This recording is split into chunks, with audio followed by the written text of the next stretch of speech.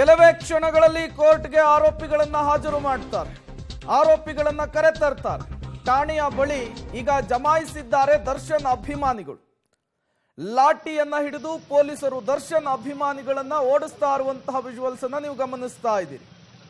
ಇದು ಅನ್ನಪೂರ್ಣೇಶ್ವರಿ ಠಾಣೆಯ ಮುಂಭಾಗ ನಡೆದಿರುವಂತಹ ಘಟನೆ. ದರ್ಶನ್ ಅವರನ್ನ ಕೋರ್ಟ್ಗೆ ಹಾಜರುಪಡಿಸ್ತಾರೆ, ಅವರು ಹೊರಗೆ ಬರ್ತಾರೆ ಅನ್ನುವಂತಹ ವಿಚಾರ ಗೊತ್ತಾಗ್ತಾ ಇದ್ದ ಹಾಗೆ ಅವರ ಅಭಿಮಾನಿಗಳು ಮತ್ತೆ ಠಾಣೆಯ ಮುಂದೆ ಜಮಾಯಿಸಿದ್ರು. ಇದನ್ನ ನೋಡ್ತಾ ಇದ್ದ ಹಾಗೆ ಪೊಲೀಸರು ಲಾಠಿ ಹಿಡಿದು ಅವರನ್ನ ಬೆನ್ನತ್ತಿದ್ದಾರೆ. ಅದರ ವಿಜುವಲ್ಸ್ ಅನ್ನ ನೀವು ಗಮನಿಸ್ತಾ ಇದ್ದೀರಿ.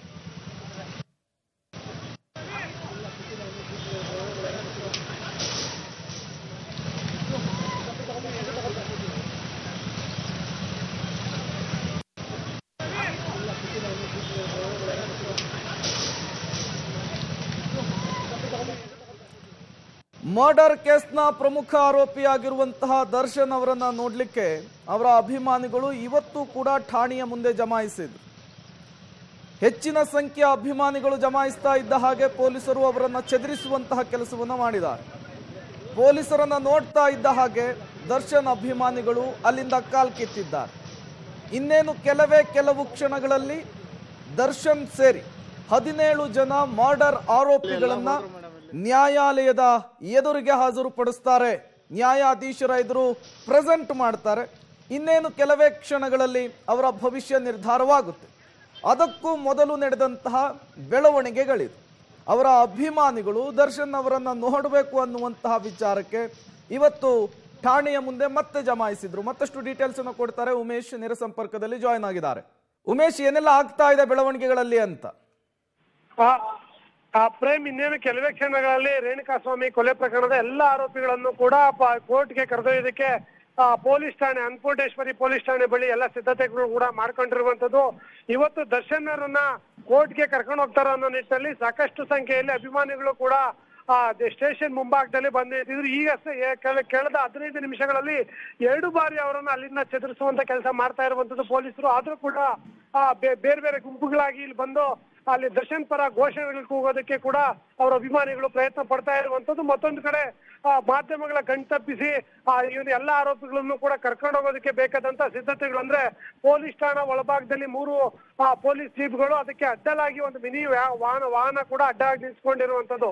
ಇನ್ನು ಕೆಲವೇ ಕ್ಷಣಗಳಲ್ಲಿ ಅವರು ನೇರವಾಗಿ ಇಲ್ಲಿಂದ ಏನೋ ಮೆಡಿಕಲ್ ಕರ್ಕೊಂಡು ಹೋಗ್ತಾರೆ. ಮೆಡಿಕಲ್ ನಂತರದಲ್ಲಿ ಕೋರ್ಟ್ ಮುಂದೆ ಹಾಜರುಪಡಿಸೋದಕ್ಕೆ ಬೇಕಾದಂತ ಎಲ್ಲ ಸಿದ್ಧತೆಗಳನ್ನು ಕೂಡ ಮಾಡ್ಕೊಂಡಿರುವಂತದ್ದು.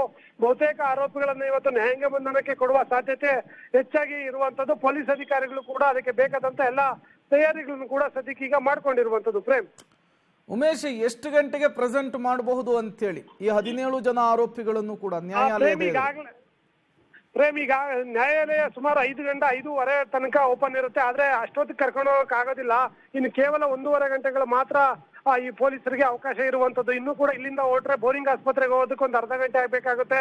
ಅಲ್ಲಿ ಕೂಡ ಎಲ್ಲ ಆರೋಪಿಗಳಿಗೆ ಮೆಡಿಕಲ್ ಮಾಡಿದ್ರು ಕೂಡ ಅದೊಂದು ಅರ್ಧ ಗಂಟೆ ಕಾಲ ಟೈಮ್ ಮುಗಿಯುವಂತದ್ದು. ಇನ್ನು ಹಾಗಾಗಿ ಒಂದು 5 ಗಂಟೆ ಹೊತ್ತಿಗಾದ್ರೂ ಏನು ಕೋರ್ಟ್ ಮುಂದೆ ಕರ್ಕೊಂಡು ಹೋಗ್ಲೇಬೇಕು. ಅಲ್ಲಿ ಹೋದ ತಕ್ಷಣ ಕೂಡ ಏನು ತೀರ್ಮಾನ ಆಗೋದಿಲ್ಲ, ಅಲ್ಲಿ ವಾದ ಪ್ರತಿವಾದ ಆಗ್ಬೇಕಾಗತ್ತೆ.